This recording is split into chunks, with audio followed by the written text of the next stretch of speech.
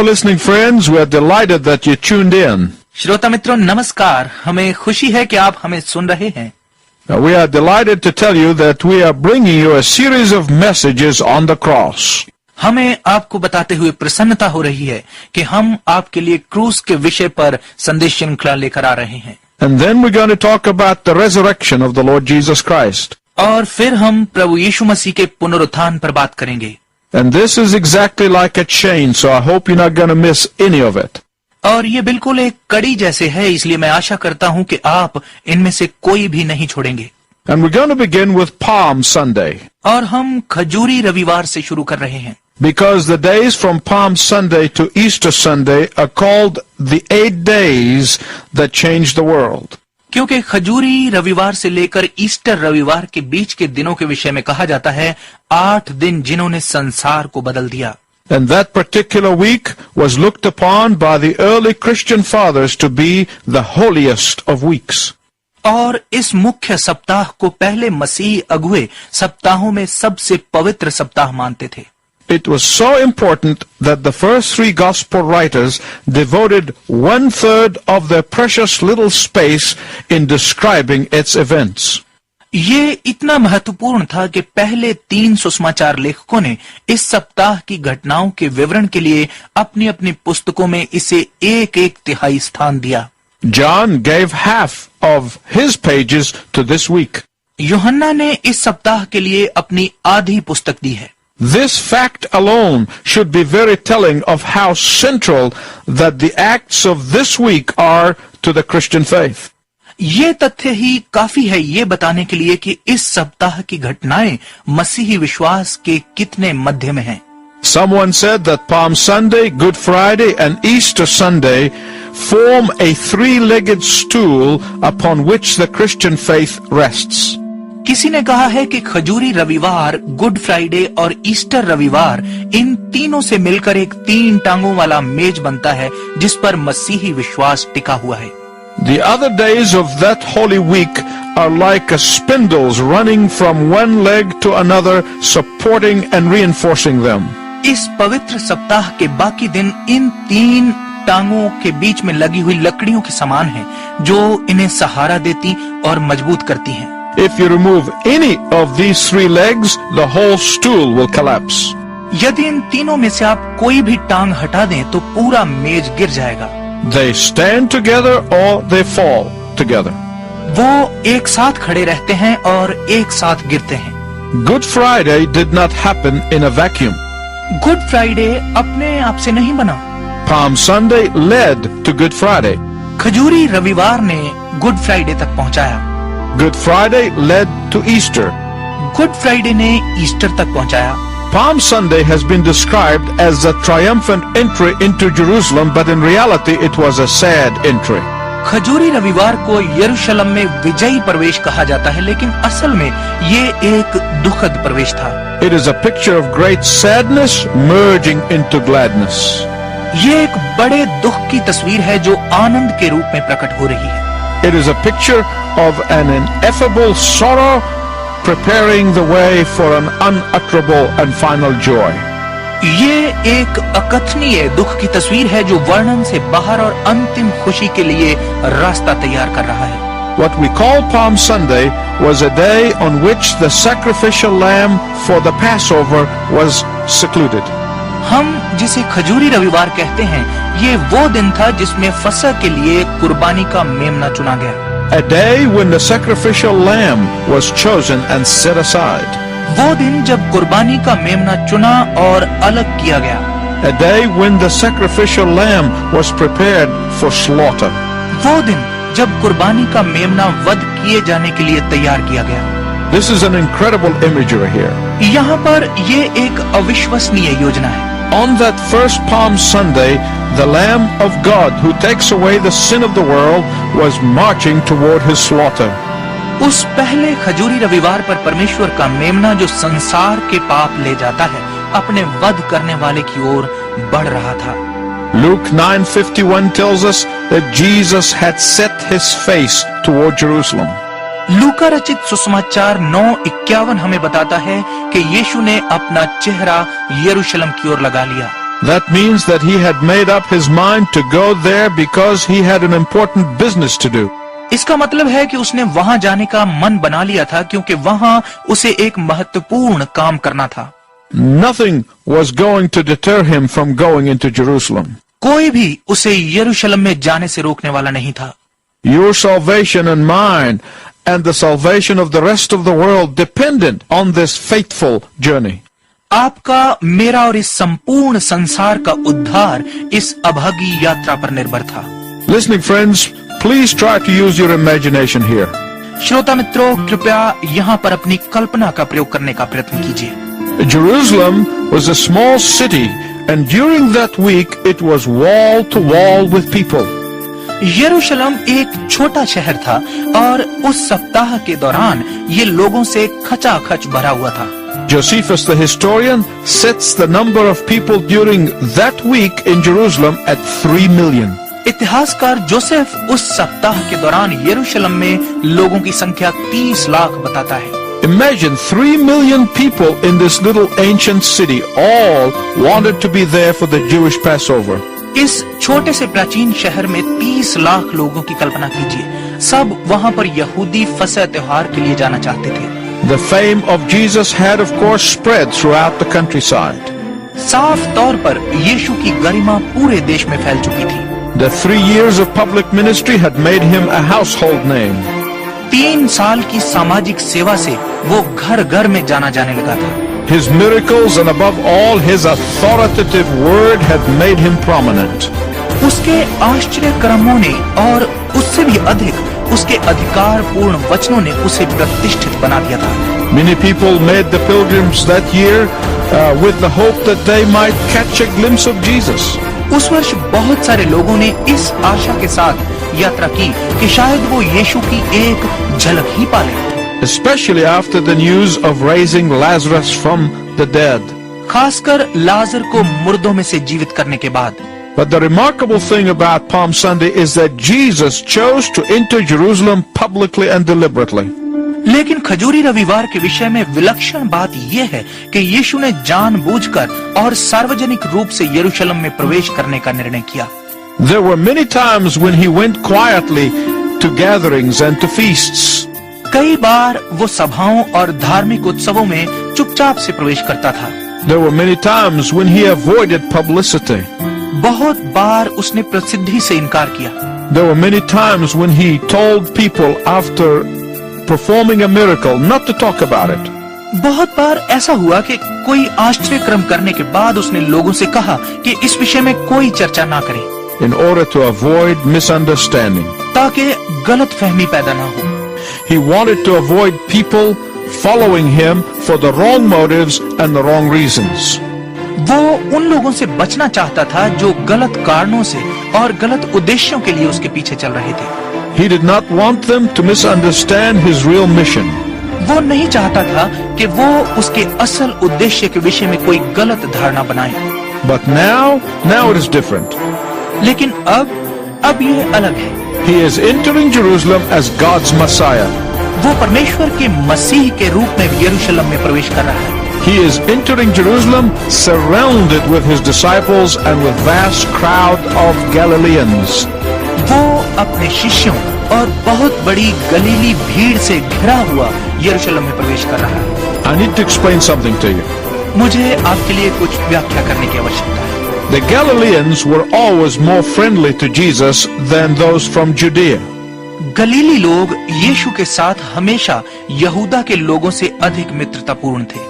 The Galileans were thought to have come under the Gentile influence and they were treated with contempt by those who are from Judea. गलीलियों के विषय में मत था कि वो अन्य जातियों के प्रभाव में हैं और यहूदा के लोग उनसे अपमानजनक व्यवहार करते थे।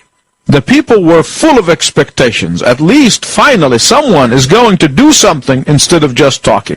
लोग आशाओं से भरे हुए थे। चलो अंत में कोई तो है जो बातों की जगह काम करने वाला है। Of course, there were plenty of mischief makers who would love to see an insurrection or a revolt against the Romans. अवश्य ही वहां पर बहुत सारे ऐसे शरारती लोग भी थे जो रोमियों के विरोध में विद्रोह या बगावत देखना चाहते थे। There was a revolutionary man in prison already. His first name was Jesus and his last name was Barabbas, which means the son of the Father. वहां पहले से ही क्रांतिकारी मनुष्य कैद में था। उसका पहला नाम यीशु और अंतिम नाम बरब्बास था, जिसका अर्थ है पिता का पुत्र। While this revolutionary Jesus Barabbas waited in prison, Jesus, the real son of the Father, was riding into town proclaiming the coming kingdom. जबकि ये क्रांतिकारी यीशु बरब्बास कैद में प्रतीक्षा कर रहा था, यीशु पिता का असली पुत्र आने वाले राज्य का प्रचार करते हुए नगर में प्रवेश कर रहा था। The shout of praise, the waving of palm branches, and the soaring hopes of people have deeply touched Jesus. महिमा के शोर, खजूर की टहनियों का लहराना और लोगों की ऊंची उम्मीदों ने यीशु को गहराई से छुआ था। But not in the role that the crowd wanted to give him. लेकिन उस भूमिका में नहीं जो भीड़ उसे देना चाहती थी। People often like to manipulate their leaders to get them to do what they want them to do. लोग अक्सर अपने अगुओं से चालाकी करते हैं ताकि वो उनसे अपनी मर्जी के अनुसार काम करवा सकें। When the leaders do not do what the people want, they get disappointed. जब अगुए लोगों की मर्जी के अनुसार काम नहीं करते तो वो निराश हो जाते हैं। Luke tells us that when Jesus arrived at the outskirts of the city, he did something unbelievable for a king on his coronation day. लूका हमें बताता है कि जब यीशु शहर के बाहरी हिस्से पर पहुंचा तो उसने एक अविश्वसनीय काम किया जो कोई भी राजा अपने राज्य अभिषेक के दिन नहीं करेगा। With deep sadness and tears streaming down his cheeks, he said the following. गहरे दुख और आंखों से बहते हुए आंसुओं के साथ उसने कहा, If you even had only known on this day what would bring you peace, but now it is hidden from your eyes. यदि आज तुम जानते कि तुम्हारे पास शांति कैसे आएगी, लेकिन अब ये तुम्हारी आंखों से छिपा हुआ है। He wept for people because they were so blind.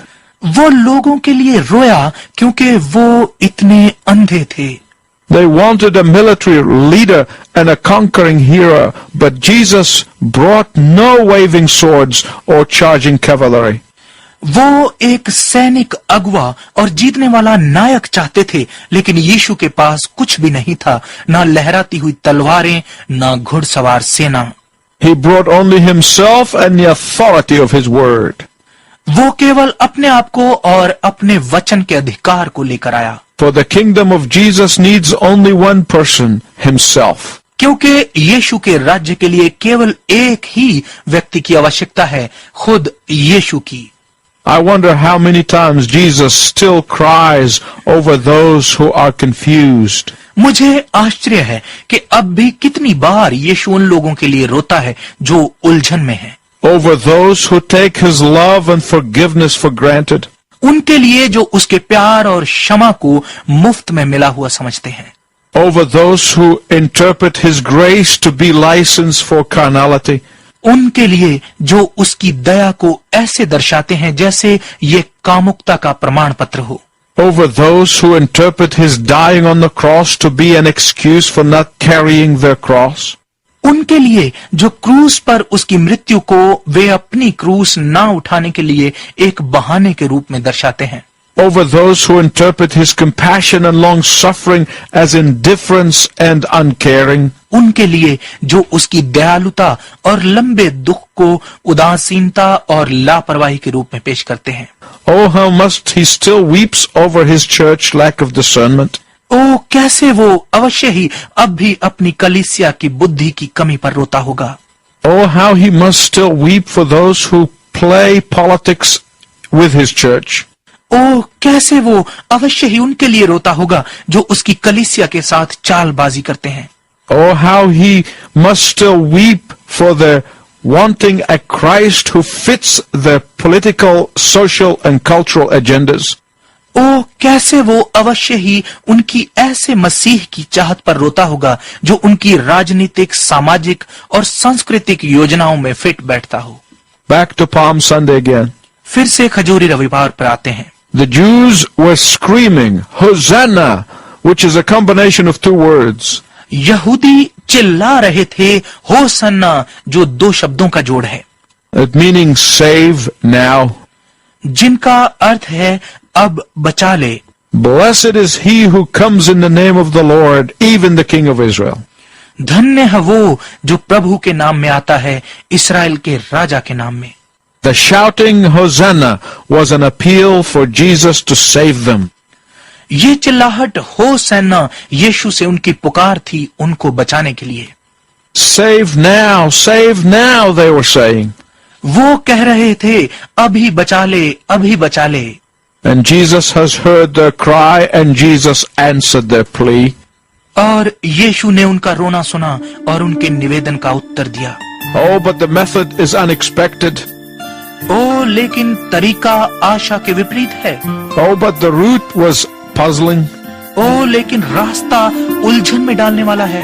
Oh, but the way he is going to save is perplexing to human mind. ओ, लेकिन जिस तरीके से वो बचाने वाला है, वो तरीका मानवीय दिमाग को चकराने वाला है।